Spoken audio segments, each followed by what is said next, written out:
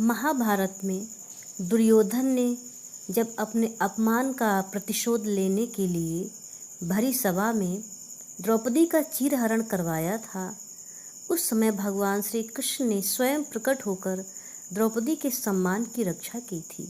पौराणिक कथाओं के अनुसार इस वरदान की वजह से द्रौपदी का चीरहरण होने से बचा। वो वरदान है ऋषि दुर्वासा का।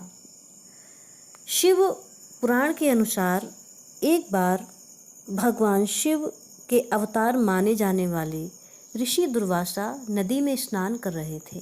नदी के तेज बहाव और अनियंत्रित लहरों की वजह से दुर्वासा ऋषि के कपड़े बह गए। ऋषि दुर्वासा परेशान हो गए कि कपड़े तो बह गए, अब मैं नदी से बाहर निकलूं तो पहनूं क्या।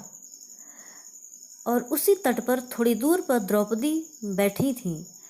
द्रौपदी ने ऋषि दुर्वासा को परेशान देखा। वो उनके नज़दीक आई। उन्होंने देखा कि ऋषि के कपड़े किनारे पर नहीं हैं। वो तुरंत परिस्थिति को भांप गईं। उन्होंने अपने वस्त्र को फाड़कर कुछ टुकड़ा ऋषि दुर्वासा को दे दिया।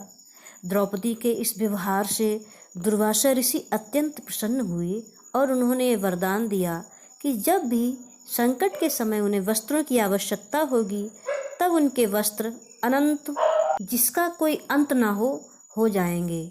दुर्वासा ऋषि द्वारा दिए गए इसी वरदान की वजह से भरी सभा में जब दुशासन ने द्रौपदी का चीरहरण करने का प्रयास किया तब द्रौपदी के साड़ी के कई कई टुकड़े हो गए और इस वजह से उनके सम्मान की रक्षा